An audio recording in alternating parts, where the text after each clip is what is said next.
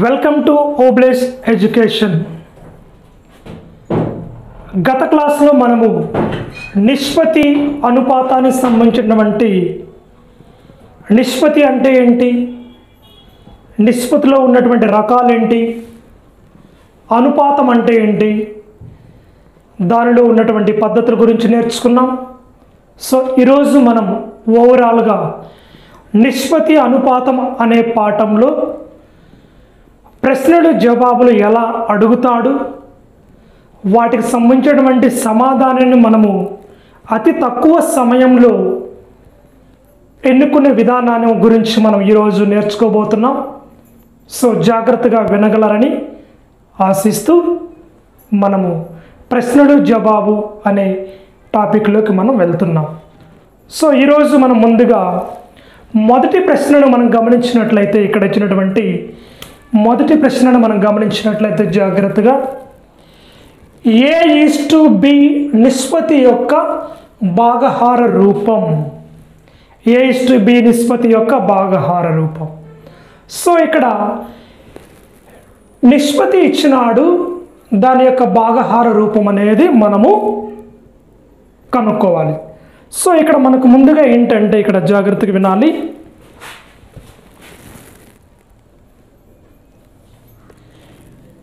A:B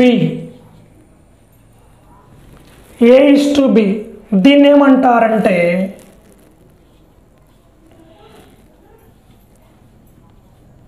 నిష్పత్తి రూపం అంటారు. నిష్పత్తి రూపం అంటారు. A:Bని ఏం రాయొచ్చు అంటే, ఇంకా A/B కూడా రాయొచ్చు. దీని భిన్న రూపం అంటారు. ఏమంటారు? దీన్ని భిన్న రూపం అంటారు. ఇదే A/Bని లేదా A:Bని A/Bగా కూడా రాయవచ్చు. దీన్ని ఏమంటారంటే ఇక్కడ మనకు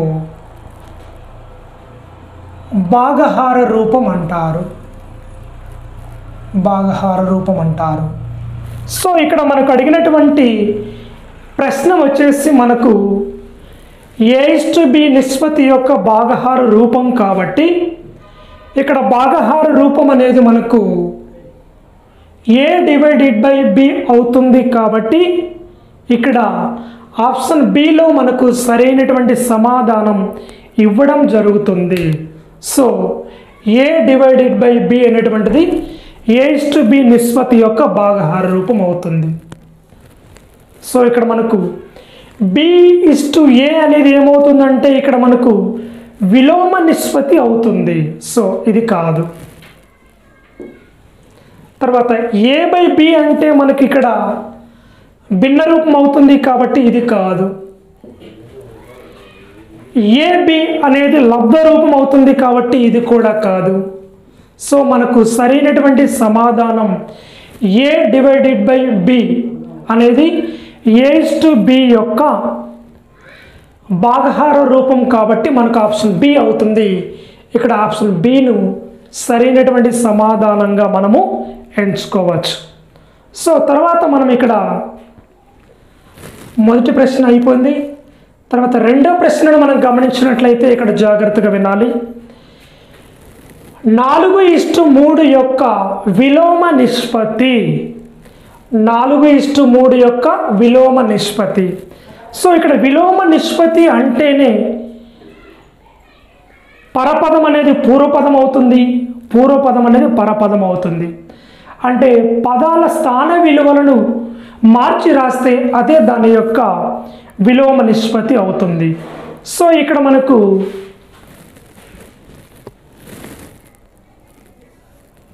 A:B యొక్క విలోమ నిష్పత్తి ఏమవుతుందంటే B:A అవుతుంది, విలోమ. సో మనకి ఇక్కడ సరైనటువంటి సమాధానం ఇక్కడ ఆప్షన్ A:B యొక్క విలోమ నిష్పత్తి B:A కాబట్టి, సో ఇక్కడ మనకు అడిగినటువంటిది 4:3 యొక్క విలోమ నిష్పత్తి ఏమవుతుందంటే 3:4 అవుతుంది. సో ఆప్షన్ ఏ అనేటువంటి సరైన సమాధానం అవుతుంది. ఆప్షన్ బి కాదు, ఆప్షన్ సి కాదు, ఆప్షన్ డి కాదు. సో 4:3కి విలోమ నిష్పత్తి మనకు 3:4 కాబట్టి ఆప్షన్ ఏ అనేది సరైన సమాధానం అవుతుంది. తర్వాత మనకు ఇక్కడ ఇచ్చినటువంటి మూడో ప్రశ్నను గమనించినట్లయితే 24:16 యొక్క కనిష్ట రూపము. 24:16 యొక్క కనిష్ట రూపము. సో కనిష్ట రూపము అంటానే ఇక్కడ జాగ్రత్తగా వినాలి. కనిష్ట రూపము అంటానే ఏంటంటే ఇచ్చినటువంటి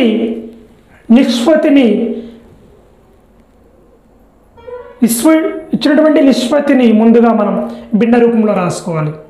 ఇక్కడ ఏమి ఇచ్చినాడు మనకు 24:16. దీన్ని మనము భిన్న రూపంలో రాసినట్లయితే 24/16 అవుతుంది. సో 24/16 అనేది లవకమ హారాలను ఒకే నెంబర్తో కొట్టివేత చేసినట్లయితే 4 4లు 16, 4 6లు 24 అవుతుంది. సో తర్వాత మనం ఇదే మళ్ళీ రెండెక్కంలో క్యాన్సిల్ అవుతుంది అన్నట్లే 2 2లు 4, 2 3లు 6 అవుతుంది. సో ఇక్కడ మనకు 24:16కు కనిష్ట రూపం లేదా సమానమైనటువంటి నిష్పత్తి ఏమవుతుందంటే మనకి ఇక్కడ 3/2 అనగా 3:2 అనేది అవుతుంది. సో 3:2 అనేది ఆప్షన్ సిలో మనకు ఆన్సర్గా ఉంది కాబట్టి ఆప్షన్ సి అనేటువంటిది 24:16 యొక్క కనిష్ట రూపం అవుతుంది. సో ఆప్షన్ ఏ కాదు, ఆప్షన్ బి కాదు, ఆప్షన్ డి కాదు. సరైనటువంటి సమాధానం ఆప్షన్ సి కాబట్టి ఆప్షన్ సిని సమాధానంగా ఎంచుకోవడం జరుగుతుంది. సో తర్వాత మనం ఇక్కడ 4వ ప్రశ్నను గమనించినట్లయితే 4వ ప్రశ్న ఏంటి అంటే ఇక్కడ 16:25 యొక్క వర్గమూల నిష్పత్తి. సో వర్గమూలం అనేది దగ్గర సంబంధాన్ని కలిగి ఉంటుంది కాబట్టి ఇక్కడ మనకు మరి 4వ దానికి సమాధానాన్ని మనం గమనించినట్లయితే ఇక్కడ జాగ్రత్తగా వినాలి.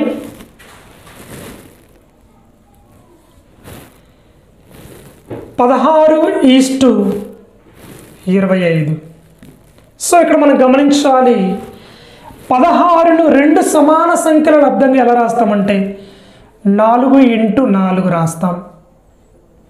25ను 2 సమాన సంఖ్యల లబ్ధంగా ఎలా రాయగలుగుతామంటే 5x5 రాస్తాం. సో ఇక్కడ ఇచ్చినటువంటి నిష్పత్తులలో 2 పదాలలో మొదటి పదంలో 1 4, రెండవ పదంలో 1 5 తీసివేసినట్లయితే మరి మిగిలినటువంటిది మనకి ఇక్కడ ఏమవుతుందంటే 4:5 అవుతుంది. ఏమవుతుంది ఇక్కడ 4:5 అవుతుంది. సో 4:5 అనేటువంటిది మనకి ఇక్కడ ఆప్షన్ బిలో ఉంది కాబట్టి ఆప్షన్ బి అనేటువంటిది సరైన సమాధానం అవుతుంది. సో ఆప్షన్ ఏ కాదు, ఆప్షన్ సి కాదు, ఆప్షన్ డి కాదు. సో 16:25 యొక్క వర్గమూల నిష్పత్తి, మూల అంటే బేసిక్గా ఉన్నటువంటి నెంబర్ ఏంటంటే 4:5 అవుతుంది. కాబట్టి ఆప్షన్ బి. తర్వాత మనకు 5వ ప్రశ్నను గమనించినట్లయితే ఇక్కడ 5వ ప్రశ్న 1:3 యొక్క ఘన నిష్పత్తి. 1:3 యొక్క ఘన నిష్పత్తి. ఇక్కడ ఘన నిష్పత్తి ఏంటి అంటే ఇక్కడ ఘన అంటే ఒక సంఖ్యను 3 సార్లు లబ్ధం చేయగా వచ్చేటువంటి నెంబర్నే ఘన అంటారు. ఇక్కడ ఘన నిష్పత్తి అంటాడు కాబట్టి ఇక్కడ మనకు చూద్దాం. ఇక్కడ 1:3 యొక్క ఘన నిష్పత్తి ఏమవుతుందంటే 1ని 3 సార్లు లబ్ధం చేయాలి. 1:1:1 ఈజ్ అదే 3ను 3 సార్లు లబ్ధం చేయాలి. 3:3:3. సో మనకు ఫైనల్గా ఏమొస్తుందంటే 1 కాబట్టి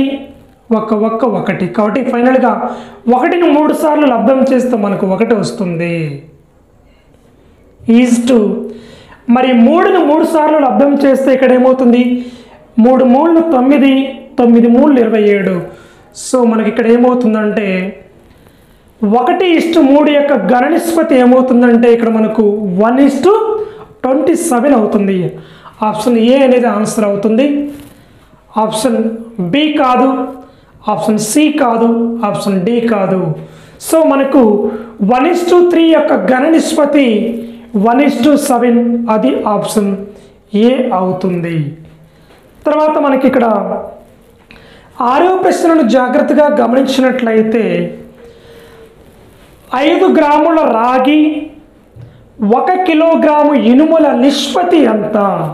ఇక్కడ 2 రాశులు ఇచ్చినాడు. ఒకటి 500 గ్రాములు రాశి అనేది ఏ అనుకుంటే, ఇక్కడ జాగ్రత్త వినాలి, ఏ అనుకుంటే, మరి ఇనుము అనేటువంటిది 1 కిలోగ్రాము అంటే దాని బి అనుకుంటే, ఇక్కడ జాగ్రత్తగా గమనించాలి. ఇక్కడ 2 రాశుల ప్రమాణాలు వేరువేరు కాబట్టి ఇక్కడ 500 గ్రాములు 500 గ్రాములు కామా 1 కిలోగ్రాము 1 కిలోగ్రాము. సో ఇక్కడ ఏమవుతుందంటే ఇక్కడ మనకు జాగ్రత్తగా వినాలి, 500 గ్రాములు మరి 1 కిలోగ్రాముకు వచ్చేసి 1 కిలోగ్రాము లేదా 1 కేజీకి వచ్చేసి మనకి ఇక్కడ 1000 గ్రాములు కాబట్టి ఇక్కడ 1 కేజీ బదులు ఏం రాసుకోవచ్చు అంటే మనకి ఇక్కడ 1000 గ్రాములు రాసుకోవచ్చు, 1000 గ్రాములు. సో ఇక్కడ ఇచ్చినటువంటి 2 రాశుల ప్రమాణాలు సమానం కాబట్టి దీన్ని నిష్పత్తిలో రాస్తే మనకి ఏమవుతుందంటే, నిష్పత్తిలో రాసేటప్పుడు ప్రమాణాలు రాయకూడదు. సో 500:1000 ఏమవుతుంది ఇక్కడ 500:1000. సో ఇక్కడ మనకు 500లో 2 సున్నాలు, ఇక్కడ 1000లో 2 సున్నాలు క్యాన్సిల్ అయినట్టంటే మనకేం మిగులుతుందంటే ఇక్కడ 5:10 మిగులుతుంది. 5:5 10.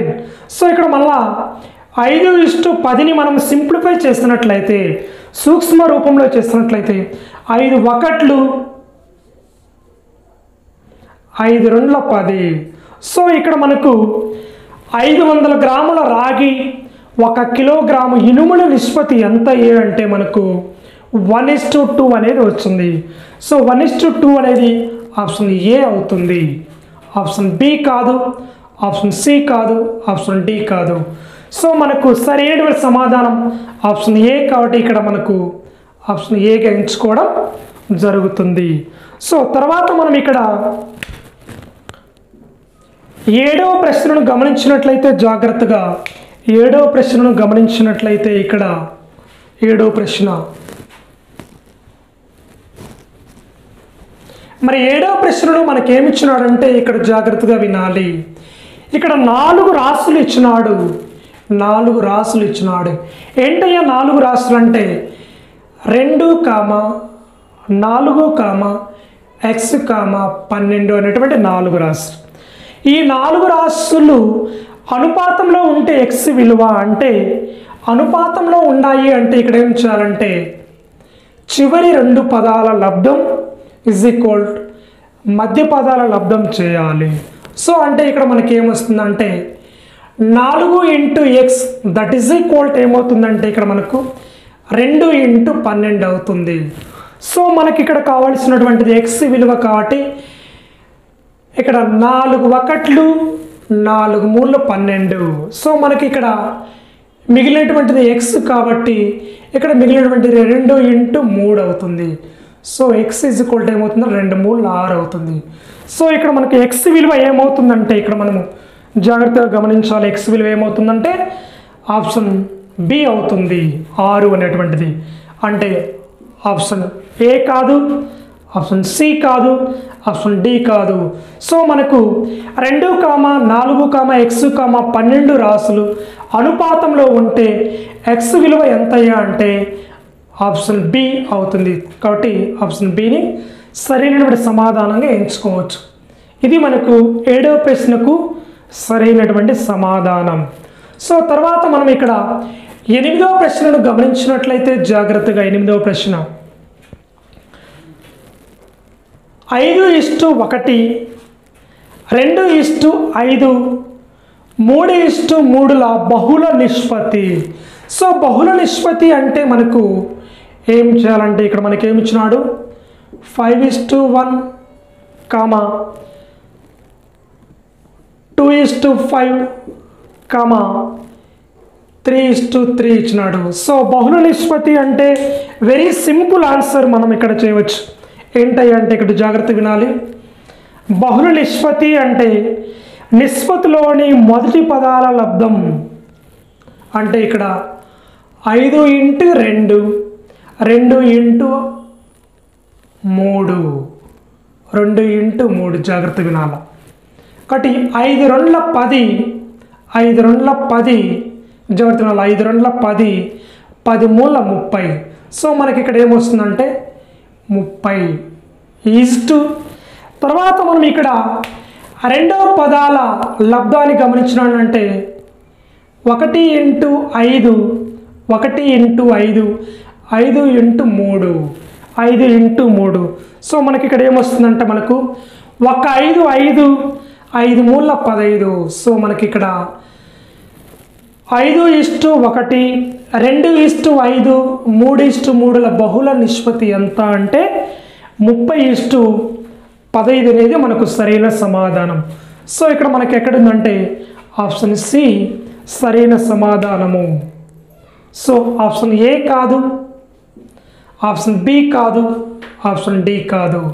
సో మనకు 5:1 2:5 3:3ల బహుళ నిష్పత్తి లేదా కాంపౌండ్ రేషియో అన్నప్పుడు మనకు 30:15 ఆప్షన్ సి సరైన సమాధానం అవుతుంది. సో తర్వాత మనం ఇక్కడ